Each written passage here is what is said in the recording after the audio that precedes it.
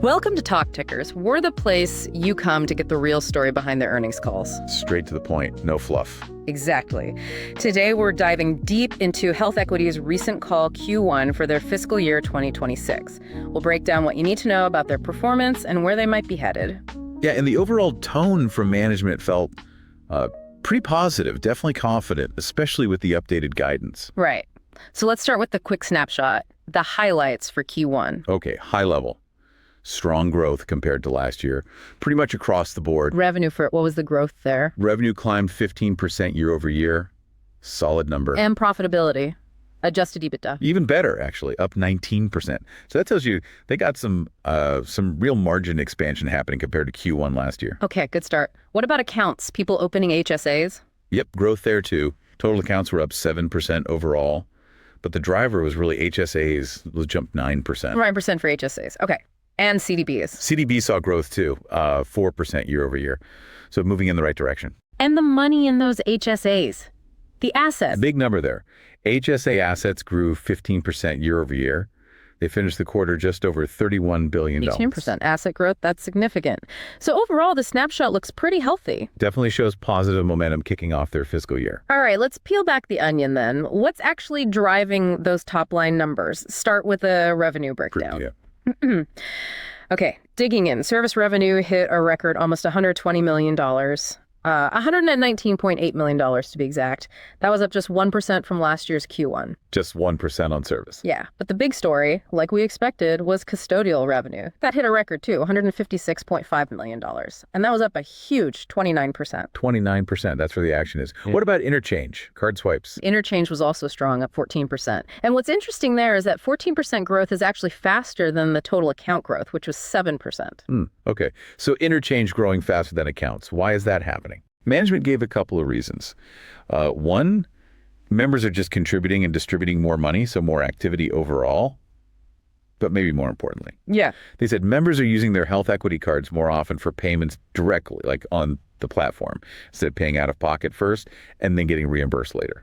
Okay, so more transactions happening with their card directly through their system. Makes sense. Exactly. That shift pushes more volume onto their network, drives up interchange. Got it. So strong custodial, good interchange. How did this all flow down to the bottom line? Profitability. Well, that strong custodial growth really helped. Gross profit came in at $224.3 million. That's about 68% of revenue. And how does that compare? It's an improvement. It was 65% in Q1 last year. So better gross margin. Okay. And net income, GAAP and non-GAAP. GAAP net income was $53.9 million. Works out to 0.61 cents per share. Non-GAAP net income was higher, $85.8 million or 0.97 per share. And reiterate the adjusted EBITDA. Yeah, that was the $140.2 million number we mentioned, 19%.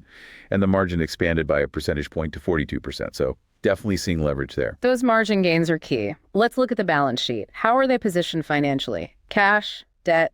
They ended Q1 with $288 million in cash on hand.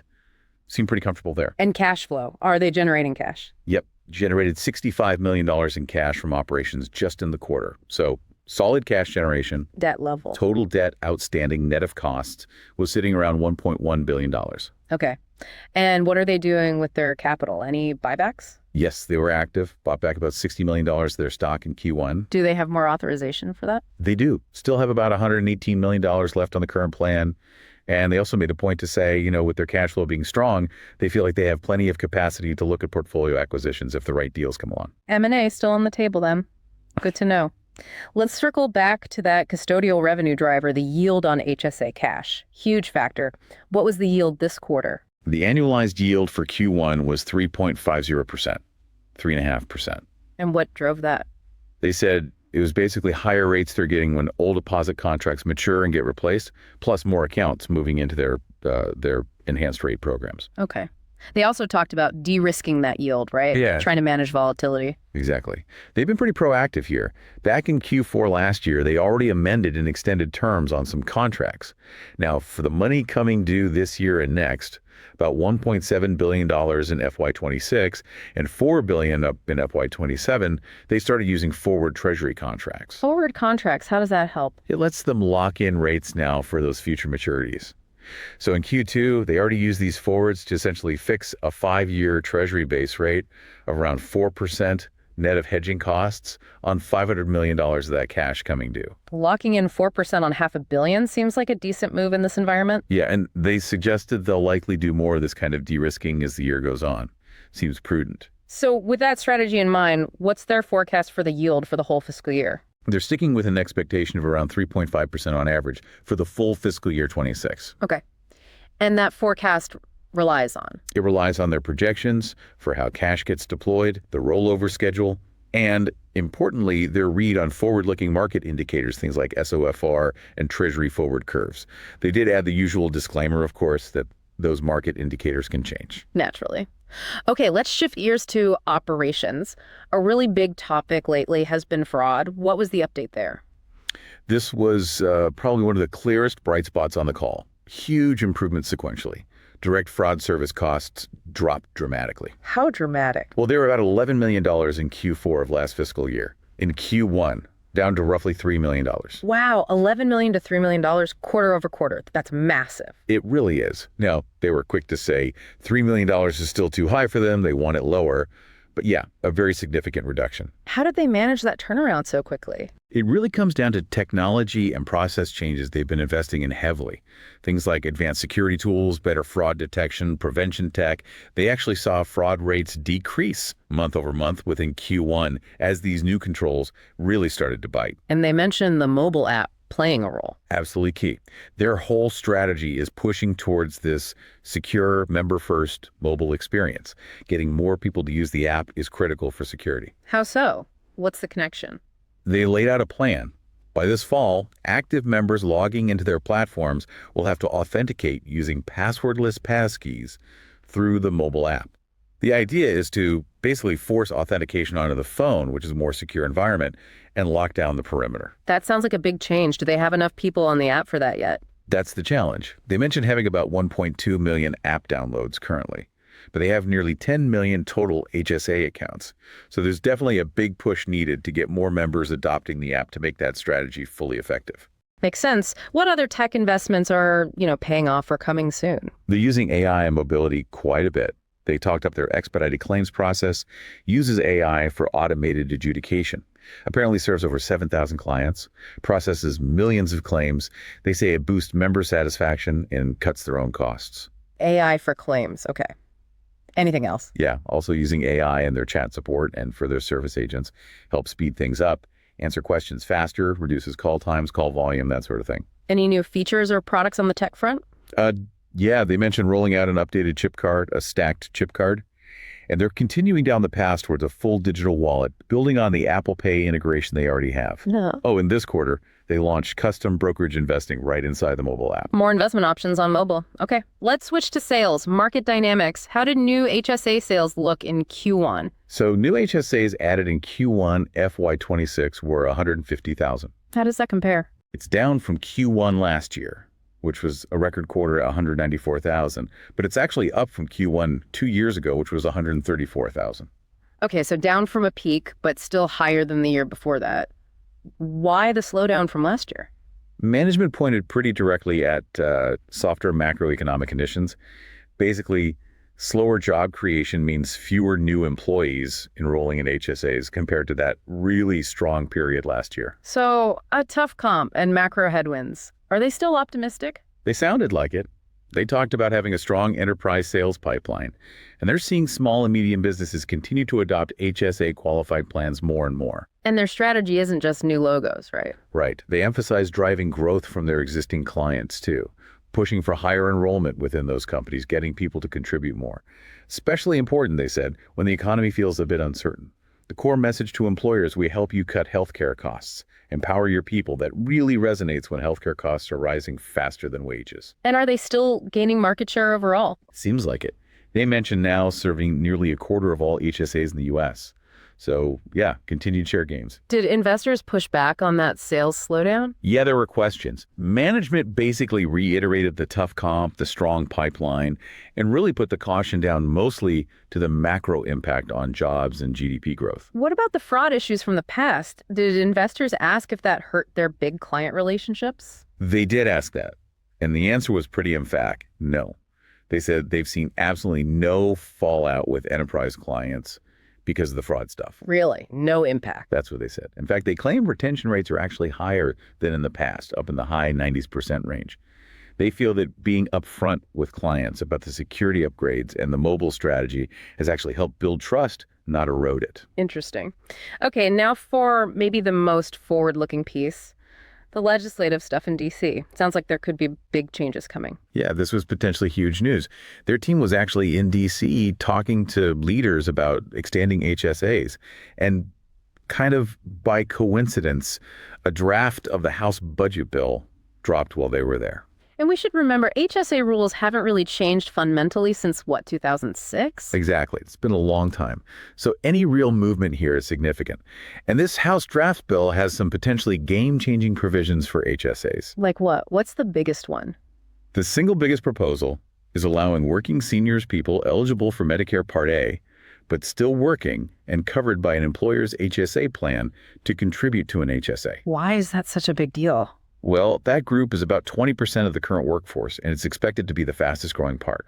Plus, you've got over 20 million people hitting Medicare eligibility in just the next 5 years. Letting them contribute to HSAs while still working, that's a massive potential expansion of the market. Wow. Okay. 20% of the workforce potentially opened up. What else is in the draft? A bunch of stuff. Making bronze and catastrophic plans on the health exchanges HSA eligible, allowing HSA use with employer on-site clinics or direct primary care deals without messing up eligibility. More flexibility there. Right. Also letting people use HSA money for gym memberships, fitness programs, allowing unused funds from FSAs and HRAs to be rolled into an HSA. Rolling over FSA money, that's interesting. What about contribution limits? Two things there. For people 55 plus, see no haver, it would let both spouses put their catch-up contributions into the same HSA. And here's another potentially huge one. Yeah. It would allow members earning under certain income thresholds, $75K individual, $150K family, to potentially double their maximum HSA contribution limit with a phase out up to $100K, $200K. Double the contribution limit for potentially a lot of people. That could really boost assets. You'd think so. Yeah. Management said the industry believed these changes, taken together, could give up to 20 million more American families access to HSAs. They called it maybe the biggest regulatory expansion for HSAs in 20 years. 20 million more families. That's huge. And they also think a lot of these changes would just make it simpler for employers to offer HSAs and get employees excited about them. So what happens next with this bill? Is it likely to pass? Well, it's just a House draft right now. You'd need to see what the Senate does, then probably a reconciliation process to hammer out differences, and then it would go to the president. Management seemed optimistic, saying HSAs tend to be popular on both sides of the aisle, so maybe a decent chance. But it's politics, you never know. Did they clarify that 20 million number? Is that 20 million new people plus the Medicare seniors? Good question. No, they clarified it's a net 20 million increase in families, mostly combining the Medicare Part A working seniors and the new exchange users. Not additive like 20 plus 20. Got it. And the doubling contributions idea, do many people even max out now? Would that really move the needle? They addressed that. Said only about 4% of their current members actually contribute the max today. But they also said the median household income for their members is around $72,000. So most of their members would fall under that income threshold for doubling. Exactly. The vast majority would qualify. Now, the challenge, they admitted, is whether those members actually have the extra money to contribute, even if the limit is higher. Right. Having the limit isn't the same as having the cash. Precisely. But they framed it as a big opportunity. Maybe employers could get creative with funding strategies like variable contributions to help lower income folks take better advantage of HSAs. Could spark more innovation in how these plans are designed. Okay, interesting possibilities there. Let's quickly cover the other benefits. The CDBs. How are those trending? CDB's consumer-directed benefits, they've had 3 good quarters in a row of sequential account growth. Remember, these are usually sold bundled with HSAs to bigger companies. Which specific CDB products are doing well? The core stuff in the bundle, like reimbursement accounts, RIs, and health reimbursement arrangements, HRAs, those are strong. And FSA's flexible spending accounts are actually growing better now, too, reversing a drag they had, partly from integrating the WageWorks business. Any weak spots in CDB? Yeah, the COBRA administration business is shrinking a bit as they let go of some less profitable contracts. That has a small impact on service revenue.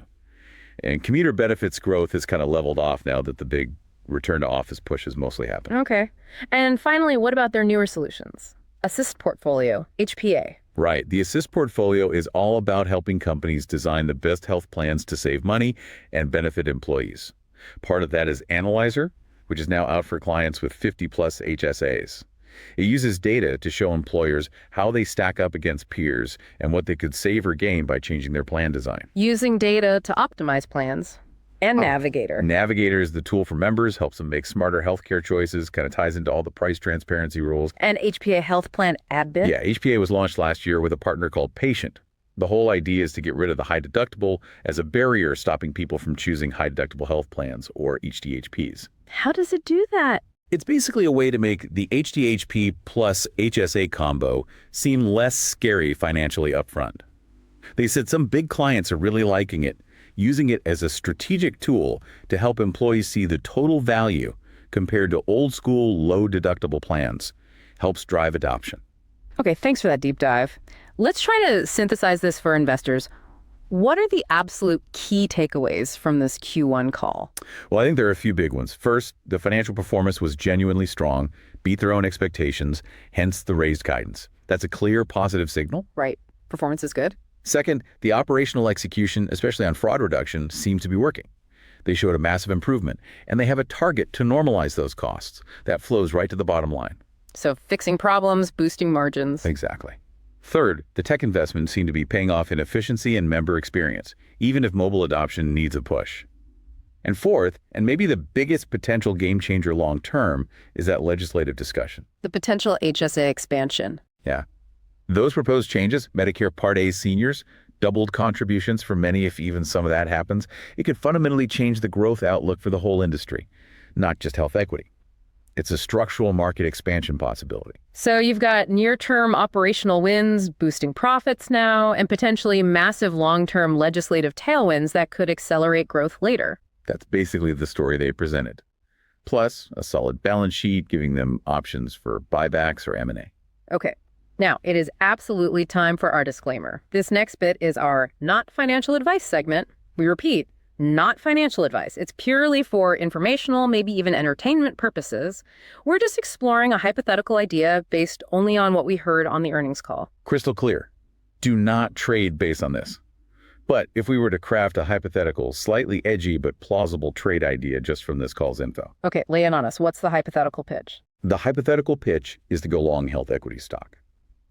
The outrageous but plausible angle hinges on the market maybe underestimating the combined punch of two specific things happening faster or bigger than expected. Okay, what? Two things. First, that dramatic drop in fraud costs. Going from $11 million to $3 million quarter over quarter is huge. If they actually hit their target of normalizing that cost down towards 1 basis point of assets by year end, well, that's significant. Direct operating leverage hitting the bottom line, potentially faster than models predict. Remember, $3 million on $31 billion is still nearly 4 basis points annualized. Getting to 1 is a big deal for margins. So faster margin improvement than expected is point 1. What's point 2? Point 2 is the specifics laid out in that House draft bill. It's not just vague talk. It's concrete proposals like letting working Medicare Part A folks contribute and potentially doubling contribution limits for the majority of their member base based on income. If those specific structural changes gain traction, it represents a potential step change in market size and asset gathering that hasn't been seen in like 20 years. So the hypothetical trade is betting the market isn't fully pricing in both the speed of the operational fix and the size of the potential legislative boost happening somewhat concurrently. Exactly. The argument would be these two concrete factors, if they play out like discussed on the call, could drive earnings and asset growth well beyond current consensus, justifying a higher stock price. The outrageous part is betting on politics and how quickly they truly normalize fraud. But the potential upside based on their commentary is definitely plausible. A very interesting hypothetical scenario. And again, just a hypothetical based on the call. Absolutely. For discussion only. Do your own research. So to wrap up, HealthEquity's Q1 looks strong. They seem to be getting a handle on operational issues like fraud. Tech investments are moving forward. Guidance is up. And there's this potentially massive legislative wildcard that could really reshape the HSA landscape. And remember, everything we talked about today was drawn directly from the content of that single earnings call. And one last time, because it's crucial, none of this constitutes financial advice. Please, always do your own thorough homework. Talk to qualified financial advisors and make decisions based on your individual situation and risk tolerance. As you digest all this, maybe think about this. What if both things happen? What if the operational fixes really stick and Congress actually passes some of those key HSA expansion provisions? What does that combined effect imply for the growth story they're telling? Definitely something to mull over.